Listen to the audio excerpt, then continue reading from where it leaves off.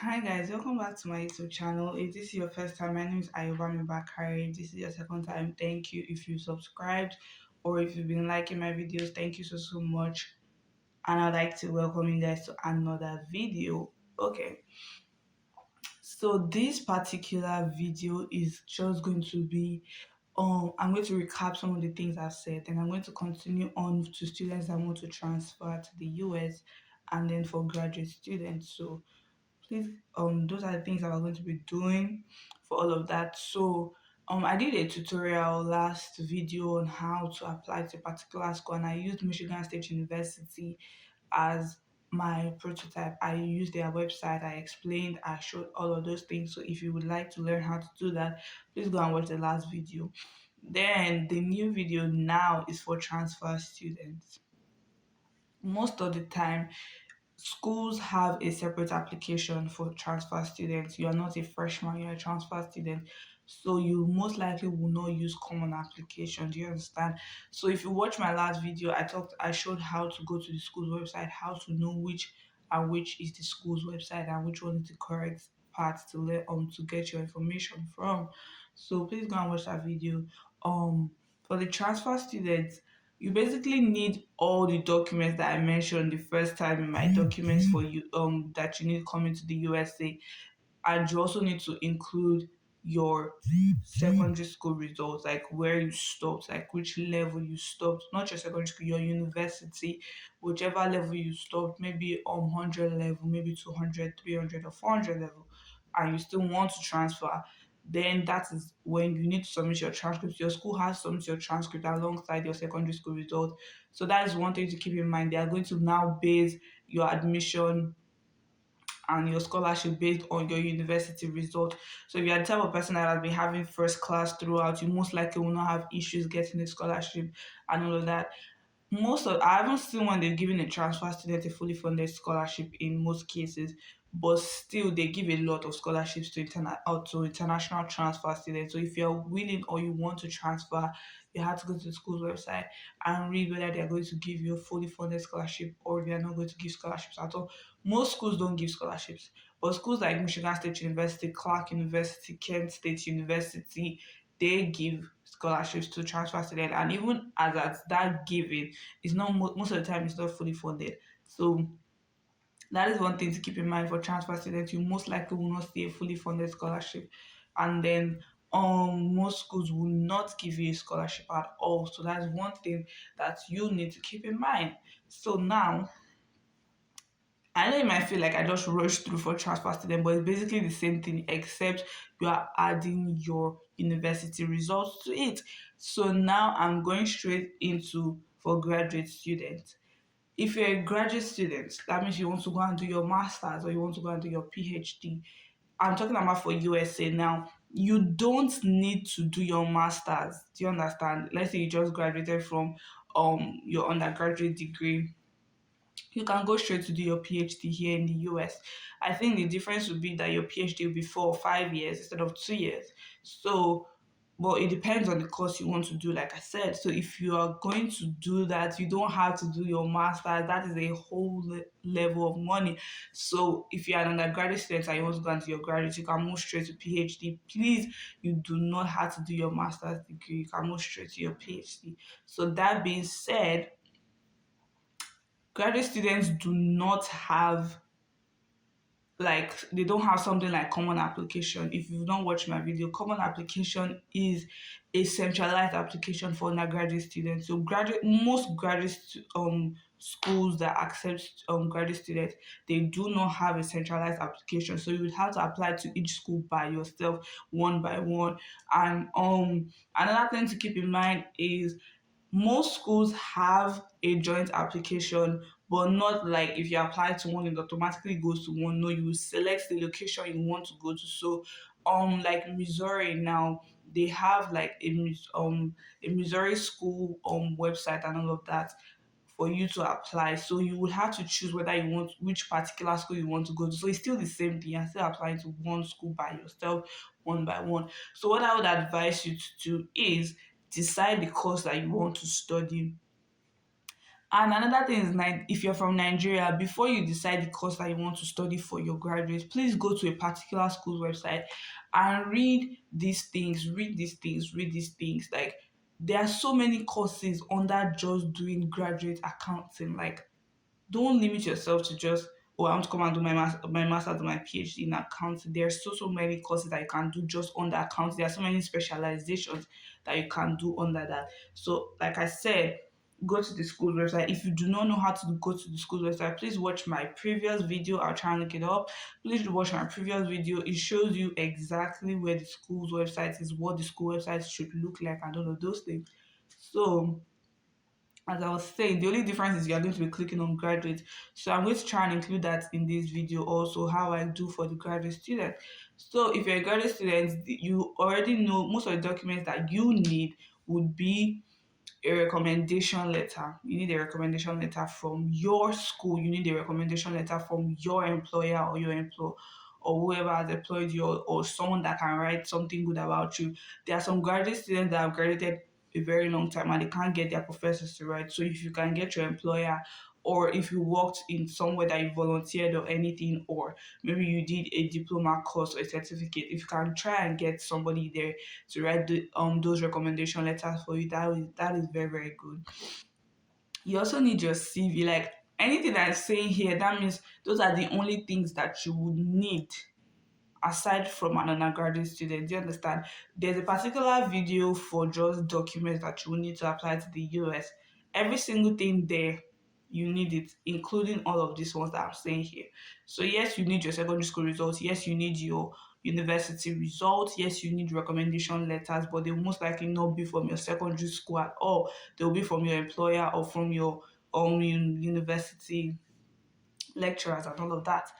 Another document that you will need is your transcript for the whole of um your undergraduate degree. And most of the time schools will tell you that please write how they grade and all of that. I think most universities in Nigeria will put their grading system there, but if they don't, please make sure to ask them to include it. For example, when they mean like they want to know your grading system, they want to know what your A is, what your B is in that particular university, and what your GPA is in that particular university. Like, what does 2 points mean? What does 3 points mean? That is what they're asking for. Another thing to keep in mind is most schools will ask you to do an evaluation of your transcript, which is about $200 to $500. You do not have to do that. If you see a school that says that, you can obviously go to another school and apply that doesn't need you to do evaluation of your transcript. But if you know that you want to go to that school by force, by fire, please, I know you can afford the evaluation, please do the evaluation by yourself. I'll show you some schools that would ask you to do evaluation by yourself and all of those things. Another thing to keep in mind as a graduate student is you're going to be writing a lot of essays. They want to see your writing, and no matter what you're writing, please make sure to always link it to an area of interest, your research area of interest, your area of specialization. Do you understand? You can't just come here and be like, oh, I want to do PhD in accounting. What do you want to specialize in? Do you understand? What is it that you want to specialize in? That is one thing to keep in mind. Like I said, go to the school's website and read all of the courses that they have for graduate students. So another thing to keep in mind, I know I keep on saying, but you have to keep all of these things in mind. You could just be watching my video and be doing it as you're applying. Is that most schools don't offer all the courses for their undergraduate degree as a graduate degree. So don't just think, oh, because they have this course as an undergraduate degree, that means they have it for graduate students. Not all schools do that. Some schools only have about 6 to 10 graduate degrees or 20 graduate degrees compared to the 70 undergraduate degrees that they have. So you have to keep that in mind. You have to know what they offer and what they don't offer you. Most of the time your graduate application, you have to pay an application fee, but some schools will give you an application fee waiver if you'd apply or if you qualify for it and all of that, but you most likely will have to submit an application fee. Depends on the school you're applying to. If you're applying to, like I said, the big schools, then you need to pay an application fee. But if you apply to schools like Harvard and Yale, they'll most likely give you a fee waiver. But if you apply to schools, should I say not popular now? not necessarily not popular, but then like not a lot of people go there, but a lot of people still go there, if you understand what I mean. So like they don't have application fees. Another thing, like I said, just like undergraduate degree, most of the schools will give you fully funded scholarships. Most schools have fully funded scholarships for each department. Some schools will say for every admitted student, they are going to fully fund them. So that's another thing you need to read. You understand? You need to read these things. You need to understand that, oh, every school that I apply to, there are some schools that will tell you, oh yes, we do have fully funded scholarships. But for for graduate students, most of the time, these scholarships are in form of assistantships. When I say assistantships, that means you're going to be a teaching assistant or something assistant. Basically, you're assisting your professors, but you're most likely going to be assisting them for the undergraduate students. Do you understand? So that is one thing. Another thing that I'm going to say, that I'm going to ask you guys to keep in mind, is that some schools will most likely tell you, yes, for graduate degrees, they have stipends, they have fully funded scholarships, and all of those things. But please make sure to confirm from the school's website by yourself. Yes, most schools, that's common knowledge. Most schools here in the US, for graduate students, they give them fully funded scholarships if you are exceptional. I don't think it's a matter of exceptional, but another thing that I would advise you to do is pick a course that is not popular in Nigeria, because you have to think of all of these things also, because you're still going to go to the embassy. Do you understand? So if you, let's say you want to do a master's or a PhD in accounting, that is available in Nigeria. So they are going to ask you, why do you want to go and do that in the US when you can do that in Nigeria? So for me, I'll probably pick my research interest as something as actuarial accounting, something like forensic accounting that is not available in Nigeria. But that doesn't mean you should now pick something that you cannot do. Definitely don't do that. Pick something that you know you can do and something that is not common at the same time. So it's not a crime if you pick just accounting. It's not a crime. God is still merciful. He's still faithful enough to let you be granted your visa as once. I'm not saying that is going to stop you from getting your visa, but that is going to help you to be able to answer that particular question. And the probability of them asking you that question is 2/4, I think. So, like I said, that is what I want you guys to put in mind as graduate students. Make sure your essays are superb. I can't emphasize enough, graduate students. Anything you're writing, let it relate to your research area of interest. Why do you want to do a graduate degree? So thing. Why do you want to do research? And another thing is, most schools have like a faculty page with all their emails and all of that. So try to email these professors, and they also put their own research interest there. Try to email these professors, speak with them even before you start applying. Like, speak with them, let them know that you would like to work with them if you apply to the school, blah blah blah. And it gives you an advantage, because when you go to the embassy, most of the time they'll ask you, which professor have you been in contact with, which person have you been in contact with in your school. And as a graduate student, I would most likely advise you, even if it is one professor, make sure to send an email to them. Make sure to speak with them concerning your research interest, that you'd like to work with them, blah blah blah. Because another thing is, here in the US, graduate degrees are mostly research based. So that's why I'm saying you have to contact a particular professor that is doing the same research interest as you. Do you understand? So yes, they have all of those things and they put all of those things there. So I'm going to be showing you guys the websites and different schools and different requirements that they have. So I'm going to be using two schools, Boston University and Columbia University. So if you feel like I've been rushing through this video, I'm so sorry for that. That's why I want to show you guys exactly how it looks like and exactly how to do it and all of those things. So graduate students, please look out. I'm also going to show you for transfer students. Okay, so yes, we're going to do transfer students first, then we're going to move on to graduate students. So please stay tuned. Yes. So I'm going to do a voiceover for this so that you can just see. Sorry if the camera is shaking. Um so this is for Boston University. Like I said, it ends in .edu. Please look out for it. Most schools have .edu.